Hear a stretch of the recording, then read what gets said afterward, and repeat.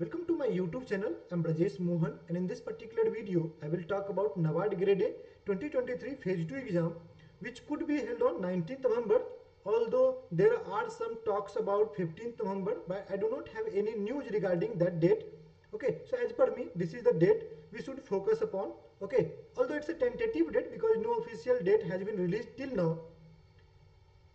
Guys, you must have checked your answers, how you have performed, because memory based questions are available on YouTube, and based on that you can gauge your performance, although not 100% because these are memory based questions, and in exam multiple statement based questions are also there, तो वहाँ पर आपको उसका पूरा exact idea नहीं लग पाता है, लेकिन एक लमसम आइडिया जरूर मिल जाता है कि आगे का क्या स्ट्रेटजी रहना चाहिए. So if you are sure about, like if you even scoring more than 37 38 marks, although I have said the cutoff may go around 40 to 45, लेकिन ऐसा नहीं हो सकता है कि वही फिक्स रहेगा, क्योंकि जैसे जैसे लोगों ने अपने आंसर्स चेक किए हैं और अब जो स्कोर्स निकल कर आ रहा है तो उसमें काफ़ी डिक्रीज हुए, लोगों के मार्क्स काफ़ी नीचे गए हैं. तो इनिशियल पोल के बाद जो अब जो एग्जैक्ट पोल मिल रहा है उसके अकॉर्डिंग लग रहा है कि स्कोर और थोड़े से नीचे गए, specially because of ARD section and GA section. तो इस कारण से 37 38 भी कट ऑफ जा सकता है for general category, and I won't be surprise if the cut of goes around 38 और मे बी 37. तो अगर आप 37 38 भी स्कोर कर पा रहे हो तो भी आपको श्योर रहना चाहिए, should start focusing on phase 2 exam. एक और कैटेगरी के स्टूडेंट होते हैं जो बेसिकली आपको श्योर नहीं है अपने परफॉर्मेंस के बारे में, and also preparing for bank PO exams like MAPS PO mains और SBI PO. गाइज, अगर आप अपने परफॉर्मेंस के रिगार्डिंग श्योर नहीं हो, आपको लगता है कि सेक्शनल में दिक्कत हो जाएगी, तो then you should start focusing on your own exams like MAPS PO and SBI PO, क्योंकि एक बार बैंक में घुसना भी बहुत ज़्यादा जरूरी है. सिलेक्शन सिक्योर करना, जॉब सिक्योर करना काफ़ी इंपॉर्टेंट है. ओके और जो सिर्फ और सिर्फ रेगुलेटरी एग्जाम्स का प्रिपरेशन करते हैं और वो श्योर नहीं है, then they should start focusing on SEBI and RBI grade B. Although I am not sure about SEBI notification yet, then you can focus, mostly you can focus on RBI grade B. Let's get started with this particular video. Guys, in the last video also I discussed about this particular course. ये course basically phase 2 exam को target करके mock test है, जहां पर descriptive और objective का mock test provide किया जाएगा. Along with that you will also be getting the PIB magazines of mind which was very helpful in the prelim exam, RBI grade में all the exams, और आने वाले दिनों में एग्जाम में भी काफी आपको मदद मिलेगा. Apart from that in this course you would be getting my schemes compendium PDF, and that particular PDF is a gold mine for all of you अगर आप मेंस में अटेम्प्ट करने वाले हो, क्योंकि आप देखोगे कि डायरेक्टली पूरा का पूरा क्वेश्चंस वहीं से आ रहा है, प्रोग्राम्स वहीं से आ रहे हैं. अपार्ट फ्रॉम दैट आपको जो यहाँ पर गाइडेंस एंड हेल्प भी दिया जाएगा, 100+ मॉडल आंसर्स प्रोवाइड किए जाएंगे, चैप्टर वाइज क्वेश्चंस आपको दी जाएगी. So all the supports would be available. So please enroll this particular course. आपको इसका लिंक डिस्क्रिप्शन में दिया हुआ है. Before moving ahead, okay, we will first see the cutoff, how the cutoff went last year in 2021 and 2022. उसके according हम लोग आगे की बात करेंगे. तो सबसे पहले हम लोग 2022 की बात कर लेते हैं. तो अगर आप 2022 में देखोगे तो यहाँ पर जो है ये आपका फेज 2 एग्जाम का कट ऑफ है. This is for the phase 2 exam और ये फाइनल कट ऑफ है. Similarly for 2021 this is the phase 2 cutoff and this is the final cutoff. We will focus on general, finance and computer knowledge. So if you can see for generalist in 2022 the phase 2 cutoff was 130 marks. Okay, यही चीज आप 2021 में देखो 118, मतलब कि 12 marks जो है वो 12 जो है मार्क्स वो इंक्रीज हुआ. कितने मार्क्स से इंक्रीज हुआ? 12 मार्क्स से इंक्रीज हुआ है. So it increase by 12 marks.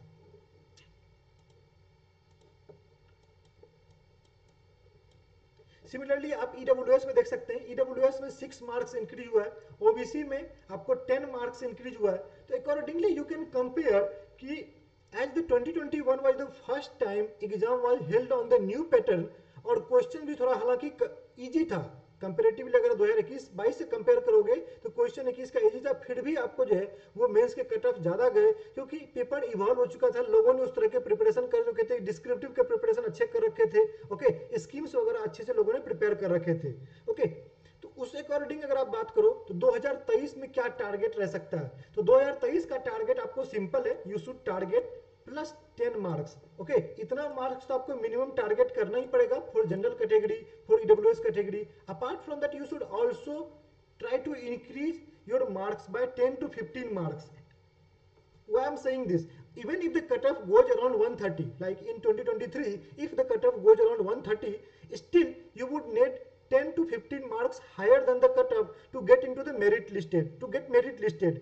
क्योंकि आपको इंटरव्यू में लास्ट ईयर 2022 में 2021 में उन्होंने काफी अच्छा मार्क्स दिया था। कुछ लोगों को जो है उन्होंने जो 35 36 तो कॉमन था, 48 मार्क्स, 47 मार्क्स, 48 मार्क्स, 46 मार्क्स मिले थे। But last year in 2022 interview marks of NABARD graded for the first time were very random in nature. Okay, किसी को 12 मार्क्स, किसी को 18 मार्क्स, किसी को 15 मार्क्स, किसी को 30 31 इस तरह से मिले थे। So average was around 30s, okay, not around 40s और 50s, जो कि प्रीवियसली केस हुआ करता था। 2021 में देखा गया था कि काफी अच्छे मार्क्स में थे। So to be sure about और to finalize your selection to get merit listed, आपको वैसे भी जितना कट ऑफ है उससे 10 से 15 मार्क्स एक्स्ट्रा स्कोर करना पड़ता है इन योर कैटेगरी। तो आप ये कोशिश करो कि 140 142 को आपको टारगेट करना ही पड़ेगा minimum for the selection. Okay, even after that you will have to perform very well in the interview section. Okay, क्योंकि आपका कट ऑफ बाद में आता है, आप not sure, you are not sure कि कितना आपको मार्क्स मिलेगा। तो इंटरव्यू तो वैसे आपको अच्छा परफॉर्म करना है, लेकिन अपनी तरफ से पूरा एफर्ट डालना है कि 140 क्रॉस कर जाए। If you are from general category, even if you are from EWS और OBC category, still you need to, you should not get complacent कि मैं कैटेगरी स्टूडेंट हूं। ओके, क्योंकि ये तीनों कैटेगरी पर हमेशा ये तलवार लटकते रहता है, आपके कट ऑफ कभी भी हाई जा सकते हैं। इसीलिए आपको जो है उतने स्कोर करने पड़ेंगे to be sure about. Okay, so this was the 2021 and 2022 comparison. आप वीडियो को पॉज करके अदर कैटेगरीज के भी देख सकते हो कि किस तरह से कट ऑफ में वेरिएशन आया है। Okay, final cut off. और देखो यहाँ पर एक और चीज में बात करूं, so you can see here it is the cut off of phase 2 exam and this is the cut off of UR category. Final UR category मतलब लास्ट 171.50 जिसका मार्क्स था वो मेरिट लिस्ट हुआ, इसके बाद वेटिंग लिस्ट आ गई थी। Okay, तो इतने मार्क्स पर जो है यूआर जनरल कैटेगरी का कोई जो है वो फाइनल सिलेक्शन लिया। इसको कंपैरिजन करो, 40 मार्क्स का डिफरेंस है। कितना का डिफरेंस है? 40 मार्क्स का डिफरेंस है।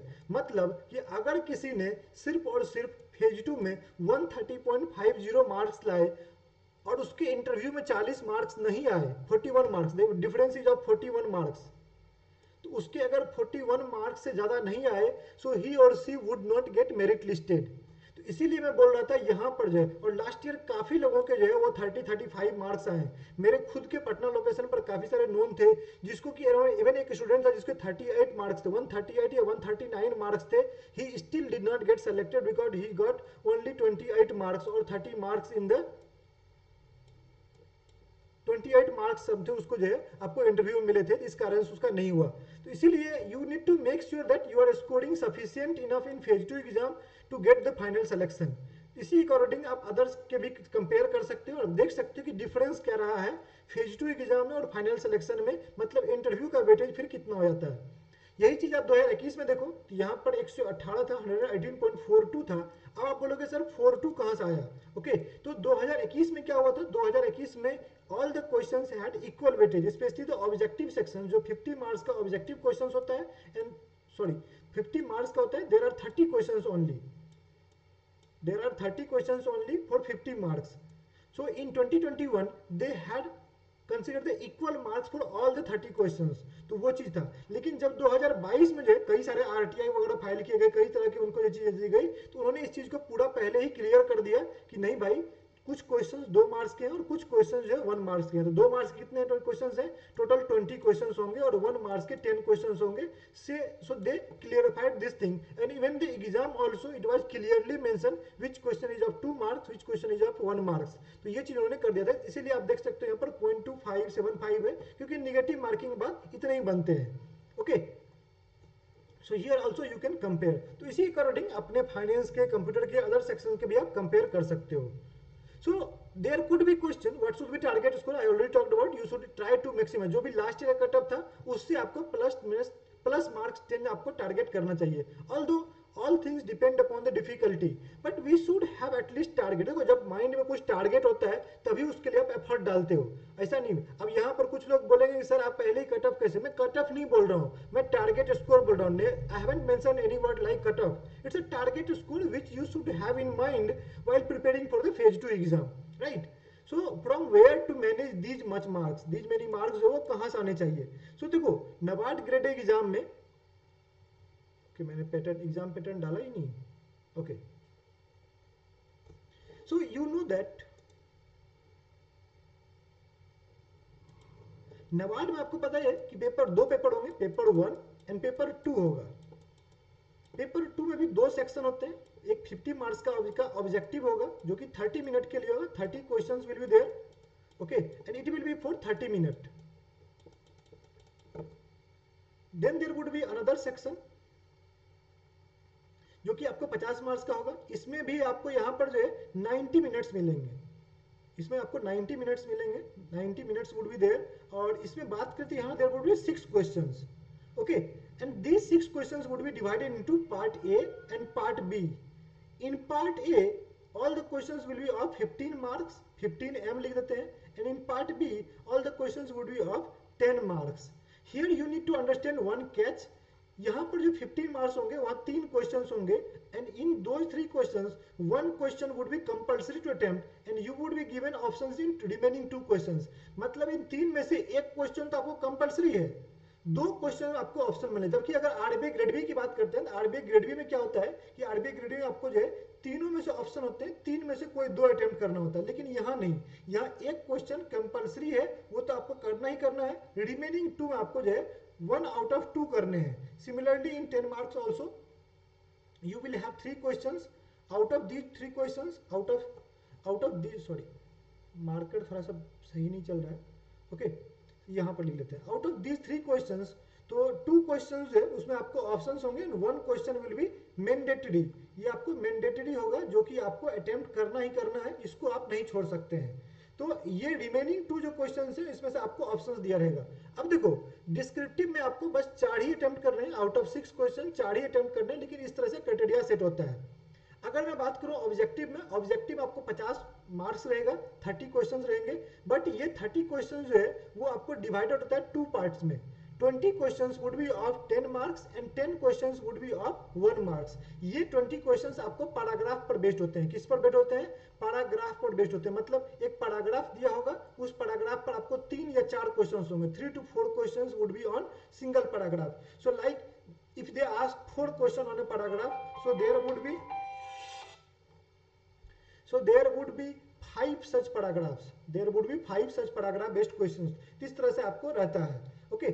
और अगर हम लोग पेपर 1 की बात करें, पेपर 1 आपका टोटल 100 मार्क्स का है। इस 100 मार्क्स में से आपको 3 चीजें पूछी जाती है, essay writing, okay, letter writing and precis writing. Essay writing में आपको 4 ऑप्शंस दिए जाते हैं, 4 में से एक ऑप्शन, 4 या 3 दे दिए जाते हैं, नॉट श्योर, ओके, उसमें से एक अटेम्प्ट करना है। लेटर में आपको 2 दिया जाता है, उसमें से एक अटेम्प्ट करना है। प्रीसी में आपको जो है यहाँ पर पैराग्राफ पैसेज दिया जाता है, उसको आपको शॉर्ट में लिखना होता है।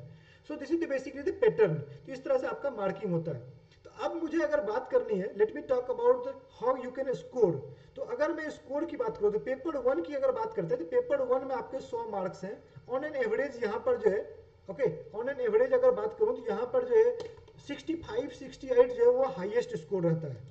आप लास्ट ईयर का चेक कर सकते हो, 65 to 68 मैक्सिमम स्कोर रहता है, क्योंकि पेपर यहाँ इजी आता है। 90 मिनट्स दिए रहते हैं और 350 वर्ड ऐसे में लिखने हैं, 135 to 150 वर्ड्स आपको जो है वो प्रीसी राइटिंग के लिखने हैं, 150 वर्ड्स के अराउंड आपको लेटर राइटिंग में लिखने हैं। So overall you just need to type 600 words, overall you just need to type 600 words for in the 90 minutes. तो ये काफी एक तरह से कंपैरेटिवली इजी हुआ ना, क्योंकि आपको सेकेंड पेपर में 90 मिनट मिलेगा और वहां पर आपको 2000 वर्ड 2000 वर्ड्स आपको टाइप करने हैं, तो कंपैरेटिवली काफी इजी हुआ। So most people are able to attempt all the questions, और वो इवन आंसर को अपना लिखा हुआ को एक बार रिवीजन भी कर सकते हैं, इतना टाइम रहता है। मैंने तो आपको 65 मिनट में कंप्लीट कर लिया था पेपर लास्ट दोनों साल, और उसके बाद मुझे सफिशिएंट टाइम मिल गया था इवन चेक करने के लिए किस तरह से मैंने चीजें लिखी है, ग्रामर वगैरह को एक तरह से चेक करने के, मतलब प्रूफ रीडिंग के लिए। I got the sufficient amount of time for proof reading also. So here and that's why, चूंकि ये इजी होता है तो इसलिए आपको यहाँ पर एवरेज मार्किंग कर देते हैं वो लोग। लास्ट 2 ईयर से यही कर रहे हैं, एवरेज मार्किंग कर दे रहे हैं। And the maximum marks you can get at 55 65 to 68। Last year 67 something था, 70 था। Barring a few, most people lies around 58 to 65। ये एबव एवरेज स्कोर बनाता है। कुछ लोगों के इवन लास्ट ईयर कई ऐसे स्टूडेंट थे those who had perform extremely well in the paper 2, means they had score 41 marks in descriptive writing, answer writing, 40 marks in the objective sections. So overall they had scored 81 or 82 marks out of 100 marks in paper 2, but they did not perform well in the paper 1 of descriptive English, and they got only 54 or maybe 55, some got 52, some got 48। तो ये descriptive sections काफी important है यहाँ पर। इसलिए आप देखना कि डिस्क्रिप्टिव इंग्लिश भी काफी लोगों के, even if they are able to perform better in paper 2, they are not able to manage sufficient marks in the paper 1। तो यहाँ पर आपको कोशिश करनी है कि 60 प्लस 62 प्लस चला जाए। ओके, इतना आपको कोशिश जरूर करना है। कितना अगर आप ले पा रहे हो तब का सिलेक्शन के लिए काफी चांस बन जाता है। Okay, so what are the things that you need to keep in mind while focusing on descriptive English? So descriptive English is just all about writing error free. Okay, तो आपके जो आपने लिखे, चाहे वो लेटर राइटिंग हो, प्रीसी writing हो, चाहे वो ऐसे राइटिंग हो, सबको आपको एरर फ्री लिखना है। एरर फ्री की बात आती है तो दो चीजों से फोकस करनी होती है। You should not make grammatical mistakes and you should not make spelling mistakes. So both the mistakes should be minimize as much as possible. Okay, तो ये चीजें आपको ध्यान रखती है। उसके अलावा you should also write related content, मतलब आपके जो लिखे, आप ऐसे लिख रहे हो, ये लेटर लिख रहे हो, उसमें sufficient amount of keyword available होने चाहिए related to the topic that has been mentioned, या जिस टॉपिक पर आप लिख रहे हो। ये 2 से 3 चीजें अगर आप ध्यान रखते हो तो यहाँ पर आपको अच्छा खासा स्कोर मिल सकता है। सबसे बड़ा जो यहाँ पर इंपॉर्टेंट चीज है वो है प्रीसी राइटिंग। प्रीसी राइटिंग में आपको 30 मार्क्स होते हैं, and this is one of the decided for most people, क्योंकि लोग ऐसे और लेटर में अच्छा परफॉर्म कर लेते हैं लेकिन प्रीसी वो सही से नहीं लिख पाते। प्रीसी ही one of the deciding factor for those who have been getting selected और those who did not get selected even after performing well in the paper 2। तो इसीलिए आपको प्रीसी राइटिंग को सीरियसली लेना है। अभी से आप जो है कम से कम 8-10 प्रीसी को अच्छे से उसको सॉल्व करो, लिखने का प्रैक्टिस करो। अगर आपको नहीं आता उसका टेक्निक सीखो, क्या क्या चीजें ध्यान रखनी होती है, वो चीजों पर आप फोकस करो। ये बात ध्यान रखना। तो अगर आप यहाँ से 60 मार्क्स ले आते हो, लेट सपोज आप 60-65 के अराउंड जाते हो, तो आपको कहीं ना कहीं रिमेनिंग मार्क्स पेपर 2 से निकालना पड़ेगा, which could be 75 to 80 marks, which could be 75 to 80 marks, right. और ये चीजें आप कैसे कर सकते हो? By performing well in descriptive answer writing and performing well in the objective section, objective. तो उसके बारे में हम लोग बात करेंगे, what are the things that you need to prepare in the remaining days so that you can score 75 to 80 marks. Okay, अब देखो ये चीजें तब पॉसिबल है जब पेपर फेवरेबल आता है। अगर पेपर एक्सट्रीमली डिफिकल्ट आ गया, चीजें रैंडम आ गई जहां पर पता ही नहीं चल रहा है क्या करना है, तो वैसे केस में तो ऑब्वियस सी बात है। देखो कॉम्पिटिटिव एग्जाम में ये चीज जरूर पता होना चाहिए कि पेपर कैसा आ रहा है। अगर आप पेपर को गौर ही नहीं कर पा रहे एग्जाम हॉल में बैठकर, इसका मतलब फिर तो दिक्कत हो जाएगी ना। तो आपको एग्जाम हॉल में भले ही कितने भी पॉडकास्टर हो मेरे जैसे जो यूट्यूब पर बैठ के आपको जो है ये चीजें ज्ञान देते रहे, लेकिन मैंने रियल लाइफ में फील किया है कि यूट्यूब का ज्ञान तभी काम नहीं आता है। आपको खुद की जो है अंडरस्टैंडिंग होनी चाहिए कि पेपर किस लेवल का है, इसमें कट ऑफ किस तरह जा सकता है, लास्ट ईयर के अकॉर्डिंग कैसा रहा है। ये चीजें अगर आप वहां पर गौज नहीं कर पा रहे हो तो then definitely it could be a difficult scenario for you, क्योंकि आप डिफरेंट टारगेट लेकर चल रहे होगे, तुक्का मारना स्टार्ट करोगे, आप गैस वर्क करना स्टार्ट करोगे, या आप पैनिक कर जाओगे, तो वो सिनेरियो बन जाएगा। इसीलिए you should focus on PYQs, you should give sufficient amount of mock test, ताकि आपको ये अंडरस्टैंडिंग जरूर बन जाए कि पेपर का लेवल क्या है, लास्ट ईयर के कंपेयर में, 2021 के कंपेयर में किस तरह से पेपर आया है, ये चीज आपके अंडरस्टैंडिंग जरूर बिल्ड हो जाए। ओके, अगर हम लोग PYQs के बारे में बात करते हैं तो PYQ इस तरह से है कि जैसे कि अगर हम लोग बात करें 1 मार्कर क्वेश्चन का, तो अगर आप 2021 से कंपेयर करोगे 2022 का 1 मार्कर, तो काफी अच्छा लेवल था। Okay, the difficulty level was quite good in 2022 specially for 1 marker questions, क्योंकि 2021 के 1 मार्कर आपको 8 out of 10 questions were halwa. Okay, हलवा जिसको हम लोग बोलते हैं वही था। 10 में से 8 क्वेश्चंस वैसे थे, बस 2 एक था यूनेस्को वाला एक रिपोर्ट था, एक और मुझे याद नहीं है, वो क्वेश्चंस अच्छे थे, 2 या 3 अच्छे थे, बाद बाकी 7 से 8 नंबर सबको, 7 से 8 सही सबके हुए थे, ऑलमोस्ट सबके हुए थे। And I was also one of the highest scorer, मतलब 3rd या 4th हाईएस्ट स्कोरर था मैं 2021 के ऑब्जेक्टिव सेक्शंस में। I had got 35 something. Okay, और 36 आपको हाईएस्ट था, रोहित को आए थे। तो ये चीज़ें आपको जो है वो ध्यान रखना होता है, क्योंकि और वो भी इसलिए हुआ क्योंकि सभी क्वेश्चंस के मार्क्स आपको कॉमन कर दिए गए थे और मेरा 1 मार्कर काफ़ी अच्छा चला गया था, तो मेरे स्कोर उसमें काफ़ी अच्छे आए थे। ओके, तो लास्ट ईयर का अगर देखोगे तो यहाँ पर जो है क्वेश्चंस आपको एआरडी स्टैटिक से भी है, आपको यहाँ पर स्कीम से भी है, करंट अफेयर से भी है, तो ये मिक्स्ड है। Okay, so but in 2021 questions related to ministers, कौन सा मिनिस्टर है, जैसे मिनिस्टर उस टाइम पर फूड प्रोसेस, जो food and consumer affairs minister है, उसके बारे में कुछ पूछ लिया गया था, तो इस तरह के क्वेश्चंस वगैरह आपको आए थे। Okay, but in 2022 questions were quite good. अगर मैं इसी चीज की बात करूं, जैसे कि अगर 2 मार्कर क्वेश्चंस की बात करते हैं, तो 2 मार्कर जो है as I said all the questions would be based on paragraph, like there were 1 2 3 4 5 and 6 paragraphs were there. Okay, 6 to 7 paragraphs were there. The 2 paragraphs, these 2 paragraphs were based on the static. अब static में भी था, एक static से था, एक NABARD bankable project से था।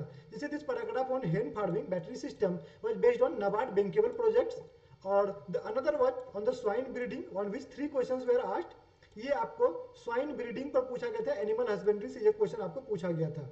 Remaining all the questions, one question like paragraph on agriculture growth was also there, which is basically current affairs based आपको जो है ये क्वेश्चन था। Okay, so like this portal states वगैरह कंडीशंस वगैरह दिए हुए थे, और कुछ क्वेश्चन थे करंट अफेयर्स पे, जैसे कि आइडिया प्लेटफॉर्म करके था, आइडिया करके एक प्लेटफॉर्म है, ओके, उसके बारे में था। इस तरह से आपको जो कुछ करंट के भी क्वेश्चन थे यहाँ पर, तो वो नहीं भूलना है कि वो भी चीज़ें आपको पूछी गई थी। Remaining questions were mostly on schemes like Namaste schemes, Pradhan Mantri Awas Yojana Gramin scheme, okay, and then there is BKP, जो भारतीय जो परंपरागत कृषि विकास योजना के अंतर्गत भारतीय कृषि पद्धति योजना है, उसके अंतर्गत भी क्वेश्चंस पूछे गए थे। Okay, then there were questions on what is the gross value addition by the agriculture sector as per the economic survey, the existing cropping pattern is skewed towards cultivation. तो पूरा का पूरा स्टेटमेंट दिया हुआ था और इकोनॉमिक सर्वे के according question पूछा गया था। तो मिक्स्ड अप क्वेश्चन थे, करंट अफेयर से भी था, एग्रीकल्चर स्टैटिक्स से भी था, इकोनॉमिक सर्वे से भी क्वेश्चन था, और इवन द स्टैटिस्टिक्स पार्ट होता है जो जीवीए वगैरह के क्वेश्चन होते हैं, वो चीजें भी थी। तो यहाँ पर अगर आप देखोगे ये सारे के सारे क्वेश्चन जो 20 क्वेश्चन जो थे ये 2 मार्कर थे। So here living any question आपको 2 मार्क्स का नुकसान है।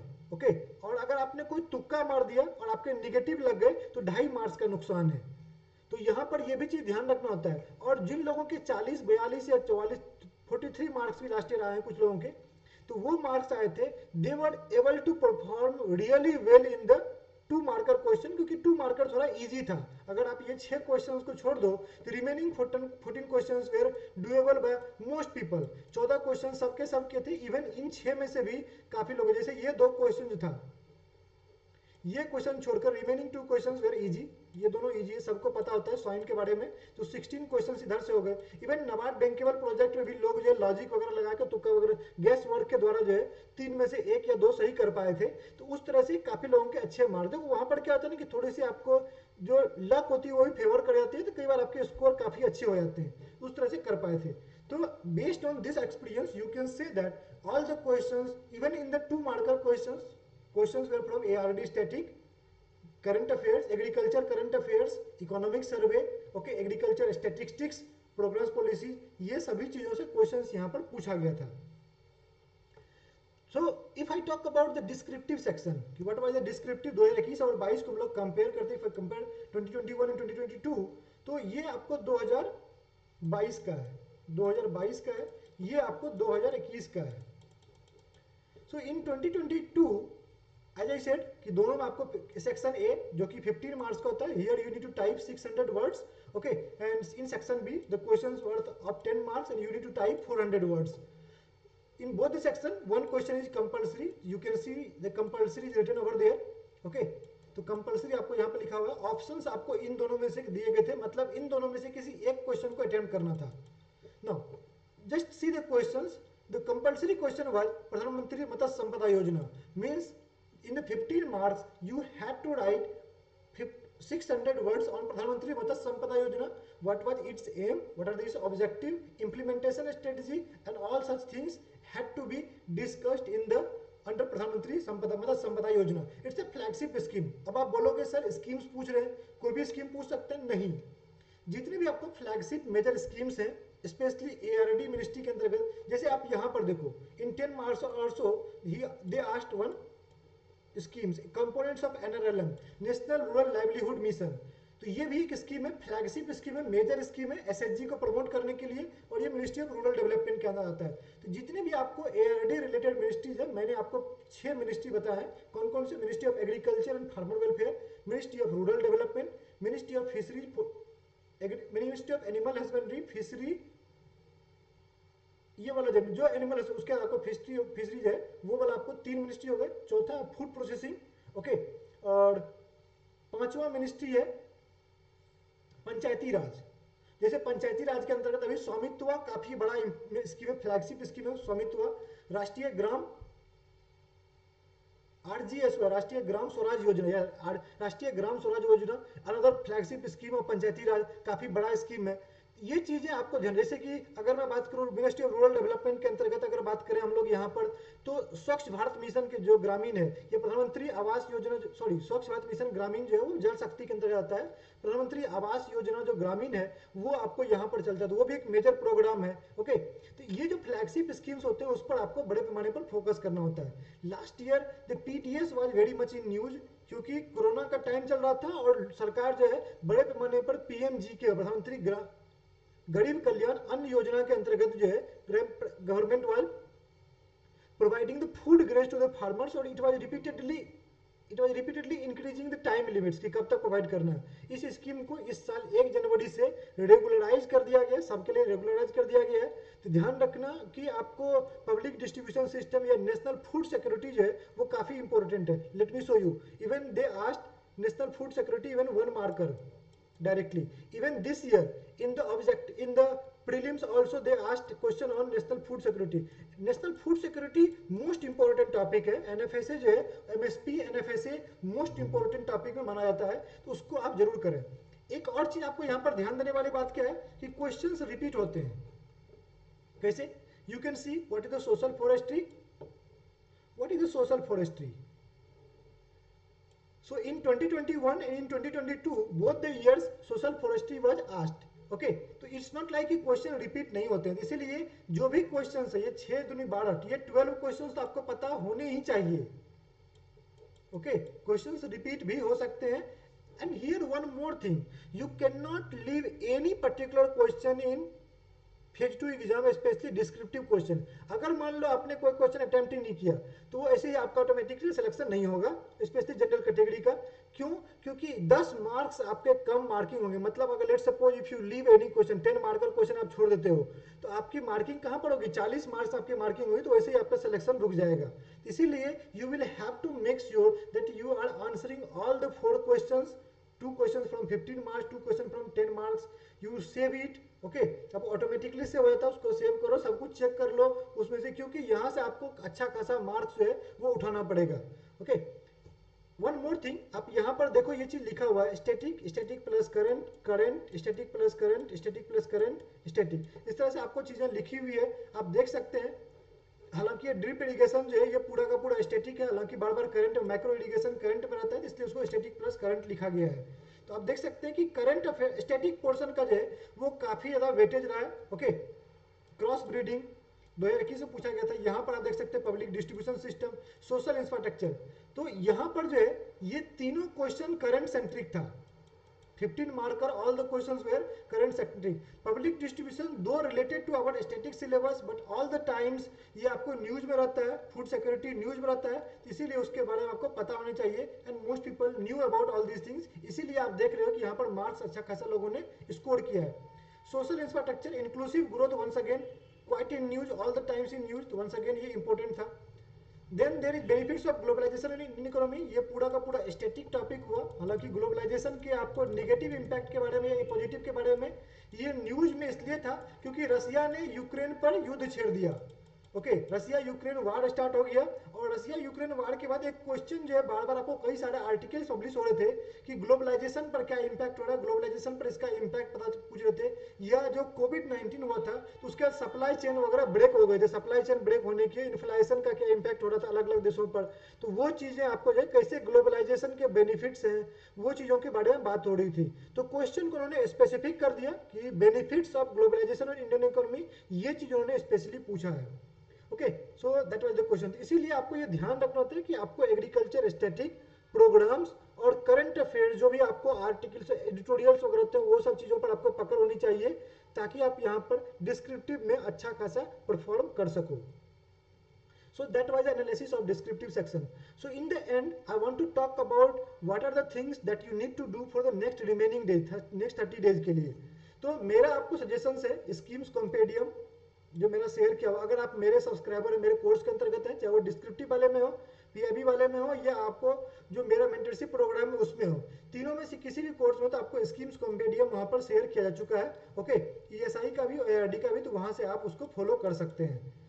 अब देखो यहाँ पर इंपॉर्टेंट मिनिस्ट्रीज मैंने बता दिया, एआरडी वाले मिनिस्ट्रीज मैंने बता दिया। Once again I am telling you, ministry of agriculture, ministry of rural development, ministry of food processing, ministry of animal husbandry, ministry of panchayati raj, ministry of environment. Forestry करके आपके पास एक चैप्टर टॉपिक है। Okay, आप देख सकते हैं फॉरेस्ट्री पर social forestry पूछ रहे हैं वो लोग 2 साल से, मे भी इस साल फॉरेस्ट्री पर वो नहीं पूछे। फॉरेस्ट्री, क्लाइमेट चेंज, इकोलॉजी करके आपके पास चैप्टर है। Sorry I forgot to mention over here, ARD static में यहाँ पर एक चैप्टर मेंशन कर लेना, फॉरेस्ट्री, इकोलॉजी और क्लाइमेट चेंज करके टॉपिक है। मोस्ट इंपोर्टेंट क्या है, मोस्ट इंपोर्टेंट 8-10 स्टार मार्क कर देना उसके ऊपर में। ओके, 2-4 से अगर काम नहीं चले तो 8-10 मार्क कर देना। क्लाइमेट चेंज डोमिनेंट रहता है क्योंकि नाबार्ड खुद भी क्लाइमेट चेंज के लिए वर्क कर रहा है। जैसे लास्ट ईयर उन्होंने डिस्क्रिप्टिव इंग्लिश में ऐसे क्लाइमेट चेंज पर पूछा, रिलेटेड था, बायोडाइवर्सिटी से रिलेटेड था, एक ऐसे इवन आपको लेटर में भी कि आपको जो है climate mitigation, climate risk mitigation, आप एक सोसाइटी में रहते हैं और वहाँ पर क्लाइमेट से वहाँ पर कैसे अवेयरनेस क्रिएट करेंगे क्लाइमेट रिस्क मिटिगेशन के बारे में, उसके बारे में क्वेश्चन पूछा था। इवन द ऑन ईवी जो इलेक्ट्रिक व्हीकल्स है वो भी आपको क्लाइमेट चेंज से रिलेटेड है, उस पर आपको उन्होंने पैसेज दिया था जिस पर कि प्रीसी राइटिंग पूछा गया था। तो आप सोच सकते हैं कि क्लाइमेट चेंज कितना इंपॉर्टेंट है।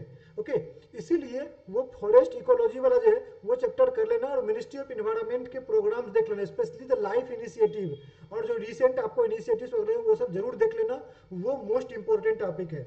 ओके, तो यहाँ पर जो है आपको वो 5 मिनिस्ट्रीज हो गए। मिनिस्ट्री ऑफ जल शक्ति को उसी में इंक्लूड कर लेना, और मिनिस्ट्री ऑफ फॉरेस्ट्री को, क्योंकि जल शक्ति के अंतर्गत ही ग्रामीण आपको जो है जो इरिगेशन वाला प्रोजेक्ट है वो जल शक्ति के अंतर्गत ही चलता है। जो आपको स्वच्छ भारत मिशन ग्रामीण वाला प्रोग्राम है वो भी जल शक्ति के अंतर्गत है। तो जल शक्ति भी आपको एग्रीकल्चर वाला में आ जाएगा, वहीं पर आ जाएगा। तो टोटल आपको 7 मिनिस्ट्रीज जो है वो एग्रीकल्चर वाले में आएंगे। तो वो 7 मिनिस्ट्रीज पर आपको पकड़ होनी चाहिए, सारे के सारे फ्लैगशिप स्कीम्स।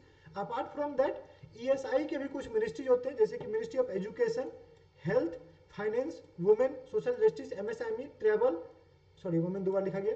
तो ये चीजें आपको वहां पर ईएसआई में आप देख सकते हो, सोशल इशू में यहाँ पर मेंशन किया हुआ है, health and nutrition, women empowerment, education, social economic problems जैसे कि है वो सब सारी चीजें, एजुकेशन आपको यहाँ पर मेंशन है। तो सोशल जस्टिस बेसिकली आपको मिनिस्ट्री ऑफ सोशल जस्टिस में उसमें आता है, एमएसएमई वगैरह के बारे में भी आपको पता होना चाहिए। So these are the important one. अगर एआरडी स्टैटिक की बात करो तो एग्रोनॉमी, वहां से आपको जैसे organic farming, zero tillage, okay, natural farming, dryland farming, ये सब ना डायरेक्टली आपको चैप्टर ऑफ सिलेबस देखोगे, मेरा वाला सिंप्लीफाइड पीडीएफ डाउनलोड कर लेना टेलीग्राम पे, वहां पर देखोगे तो डायरेक्टली आपको दिखेगा डिस्क्रिप्टिव क्वेश्चन है वो। ओके, उसमें मैंने इस तरह से आपको उसको टॉपिक वाइज मैंने आपको यूनिट के अंतर्गत टॉपिक वाइज मैंने पीडीएफ दिया हुआ है, तो उसमें, और ये फ्री पीडीएफ है ऑलरेडी आपको टेलीग्राम पर वो अवेलेबल है, तो उस मेरे टेलीग्राम चैनल पर वहां से डाउनलोड कर सकते हैं। आप सर्च करना नाबार्ड ग्रेडेड सिंप्लीफाइड, आपको मिल जाएगा। तो उसमें जब आप देखोगे तो ऑटोमेटिकली आपको दिख जाएगा कि ये डिस्क्रिप्टिव सेंट्रिक टॉपिक है, बड़े बड़े टॉपिक है जिसको आपको डिस्क्रिप्टिव के लिए प्रिपेयर करना पड़ेगा। सिमिलरली सॉइल हो गया, इरिगेशन हो गया, हॉर्टिकल्चर हो गया। हॉर्टिकल्चर के अंतर्गत नेशनल हॉर्टिकल्चर मिशन है, उसी के अंतर्गत आपको MIDH करके एक प्रोग्राम है, वो काफी बड़ा प्रोग्राम है, इंपॉर्टेंट प्रोग्राम है, उस पर भी आपको क्वेश्चन पूछ सकते हैं। ओके, ये ध्यान रखना। फॉरेस्ट्री, ओके, फॉरेस्ट्री मैंने मेंशन, सॉरी मुझे लगा मैंने मेंशन नहीं किया, फॉरेस्ट्री मैंने मेंशन किया हुआ है, ये forestry, ecology and climate change, यही टॉपिक है। हालांकि 2 अलग अलग यूनिट दिया हुआ है जिसको आपको करना है। Animal husbandry most important, rural development most important, एक क्वेश्चन डिस्क्रिप्टिव का रूरल डेवलपमेंट पर तो गारंटी है रहेगा, फिक्स है, रूरल डेवलपमेंट पर रहेगा। एक डिस्क्रिप्टिव एनिमल हस्बेंड्री पर गारंटी रहेगा, फिक्स है। ओके, एग्रोनॉमी से ऑर्गेनिक फार्मिंग या जो भी बेसिक एग्रीकल्चर जैसे एमएसपी ये सब हो गए, ये सब चीजें आपको जो है, या टीलेज वगैरह के बारे में बात करें हम लोग, या जो करंट अफेयर्स रिलेटेड चीज होती है वहां से आपको एक क्वेश्चन जरूर आता है, तो ये चीजें आप ध्यान दें।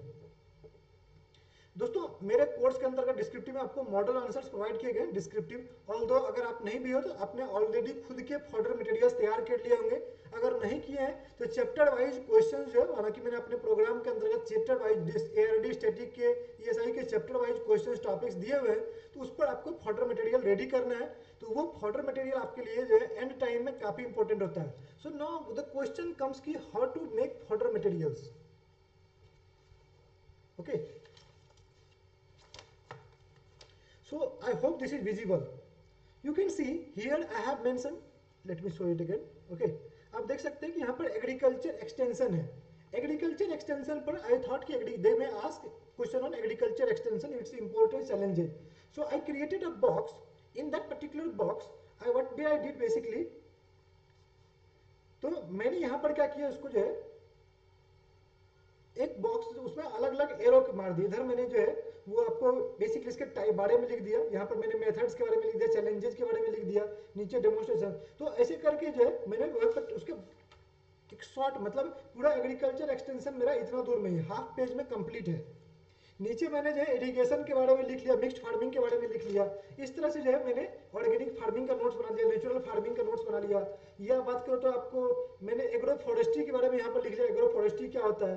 तो ये चीजें इस तरह के आपको जो है शॉर्ट नोट्स वगैरह, सॉइल इरोजन क्या होता है, वाटर सेट डेवलपमेंट हो गया, प्रेसिजन फार्मिंग हो गया, क्रॉप डाइवर्सिफिकेशन, तो ये सब जो है मस्ट डू टॉपिक्स होते हैं। और उस पर जो है मैंने इस तरह से नोट्स वगैरह रेडी कर लिए। ये वन पेजर, या देखो आप फूड सिक्योरिटी के बारे में यहाँ पर लिखा हुआ था, तो मुझे पता था फूड सिक्योरिटी में क्या क्या चीजें होती है। एग्री एंटरप्रेन्योरशिप के बारे में था, फार्म मैकेनाइजेशन हो गया, cooperatives in agriculture, dryland farming, agri exports, okay, PDS system, MSP, millets, most important millets के बारे में काफी हो रही है, बात हो रही है। ओएनडीसी के बारे में काफी बात हो रही है, हालांकि आर्मी ने ऑलरेडी ओएनडीसी पूछ लिया है।